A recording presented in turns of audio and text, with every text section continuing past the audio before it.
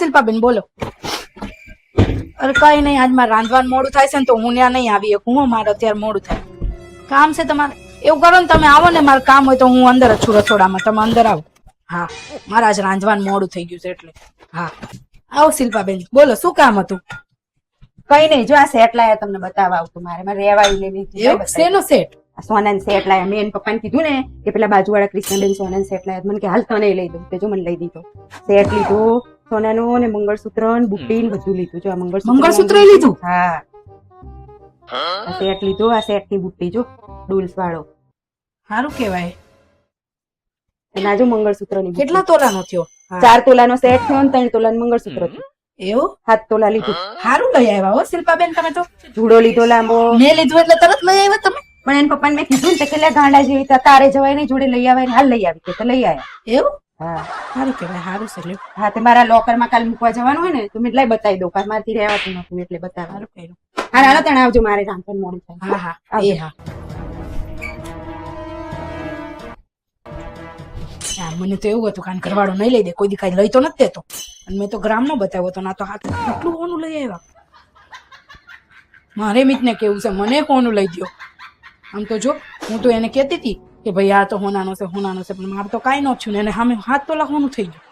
અને મારે તો કઈ નહીં, ગ્રામનો સેટ આવ્યો. મારે તો કેવું જ છે આજે, હું તો લઈને જ રહીશ. મારી હોનાનો લઈ ગયો. મારી બેટી આવી હતી મારા ઘરમાં હોળી કરાવવા, મને તો લઈ દીધું સોનાનો સેટ. હવે થશે એના ઘરમાં હોળી, કોકના ઘરમાં હોળી કરાવતી હતી. કરો હોળી હવે તમે.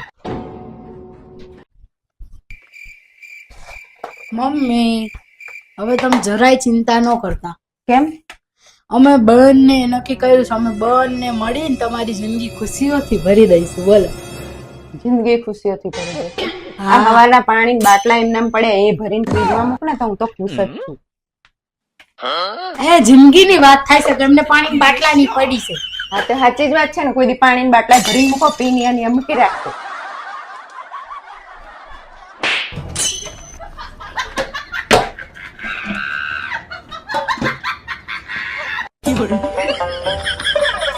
કીધું પેલા મારા ભાઈનો છોકરો છે ને એની સગાઈ કરવાની છે, તો ક્યાંયથી છોકરીની વાતો જ ના આવે ને. અત્યારે એવું જ છે મમ્મી, છોકરી વાળાનું બહુ જ છે. પછી મને છે ને એક જગ્યાએ સરનામું આપ્યું કે શિલ્પાબેન અહીંયા જશો ને તો તમને ભુવા બાધા આપશે. એવું? તો હું ગઈ ને તો એમને ભુવાએ મને દોરો આપ્યો. મને કે શિલ્પાબેન આ જાવ ને રસ્તામાં કોઈ પણ ઝાડને બાંધી દેજો, 6 મહિનાની અંદર થઈ જશે કે. હા થઈ ગયું. તો થઈ ગયું નહીં, પણ હું દોરો બાંધી નાઈ ને તો બધે બીજે જ દાડે વાતો આવવાની ચાલુ થઈ ગઈ છોકરીઓની. પછી તો એક છોકરી જોડે એકદમ આમ નક્કી જ હતું, રૂપિયોના નારિયેર આલવાનું જ હતું, તારીખે નક્કી કરી હતી અને ખબર નહીં બંધ રહ્યું. પછી કેમ શું થયું? તો ઓલા ભુવા પાસે જવાય ને તમારે? હા તો હું જતી હતી, ભુવા જોડે જતી હતી ને તમે ધુલાઈ રસ્તામાં જોતી જો પેલા ઝાડેથી દોરો તો નહીં છૂટી ગયો હોય ને, તો ગઈ ને જોયું ને તો એમસી વાળા ઝાડ જ કાપી ગયા. આખે ઝાડ જ નતું. માંડ માંડ મેર પડ્યો તો ત્યાં ઝાડ કાપી ગયા. અરે મમ્મી એવું ના હોય શું એવું ના હોય? એવું જ હતું તારે. એ બાધા આપી પછી તો વાત આવી, નકર તો કોઈ બાપો પૂછતું નતું. એવું ના હોય, આ બધી અંધશ્રદ્ધા છે તમારી. કઈ અંધશ્રદ્ધા નહીં, નકર અત્યાર સુધી કોઈ વાતે નતું કરતું. દોરો બાંધ્યો ને અરે તરત મમ્મી સંજોગ થયા હોય અને કદાચ સંબંધ ન થવાનો તૂટી ગયો એના ઓલા એમસી વાળાનો હું આ ઝાડવું તોડી એમાં. આ કરતા ઘરે દોરો બાંધ્યો હોત ને તો સારું હતું. ઘરે ક્યાં તમારે ઝાડવું હતું?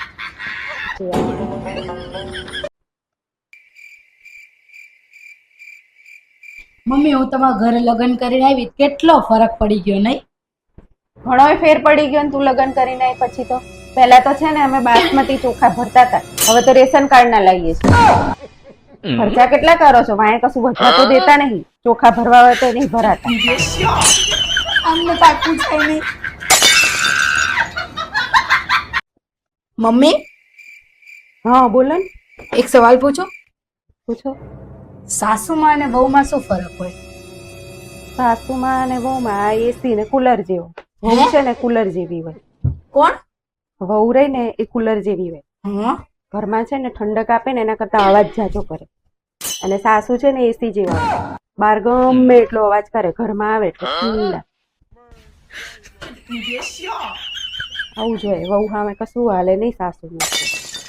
બસ હો, એવું કઈ ના હોય. એવું જોઈએ.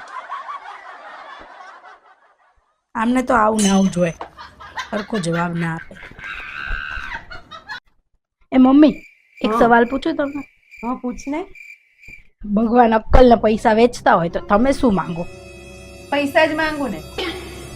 એ મમ્મી પૈસાનો આટલો મોહ ન રખાય. હું હોય ને તો હું તો અક્કલ માંગુ. તું તો માંગ જ ને, જેની જોડે જે વસ્તુ ના હોય ને એ જ માંગે. મારી પાસે છે પણ હું એક્સ્ટ્રા માંગુ. એક્સ્ટ્રા માંગુ, ખબર જ છે કેટલી છે.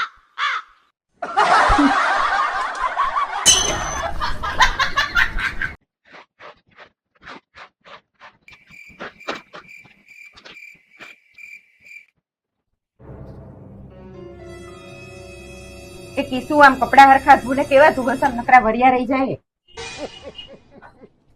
થોડા આમ ઘસતી હોય. એ હા મમ્મી હો. અને આમ સાબુ ઓછો ઘસ, કેટલો ઘસ કરસ સાબુ. આખું પેકેટ પતાઈ દે 2-3 દાડામાં તો. મમ્મી હું ખાઈને જ જતી ને હાબુ ને. કપડા આટલા બધા ઢગલો એક છે તો હાબુ તો વપરાય કે નહીં?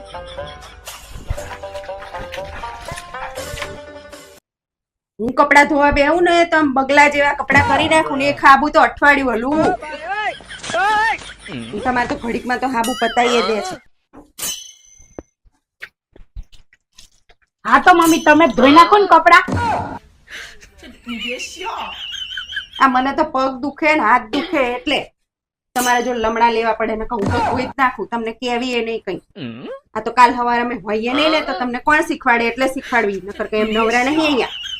આઈ ગયા મતા ધોઈ નાખો. તો હાથ પગ દુખે ને તો શાંતિથી અંદર જઈને ભૂઈ જવાય. કોઈ અંજે માયા લૂનું ન કરાય. અહીંયા નકરું જોજો કરો તો મને બધી ખબર પડે કપડા કેવા ધોઉં છું એમ. એટલી જ બધી પડી હોય તો ધોઈ નખાય જાતે.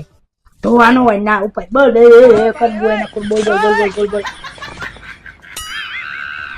કરો કરવું કઈ નહીં, નકર તો સુઈ જવું જોઈએ.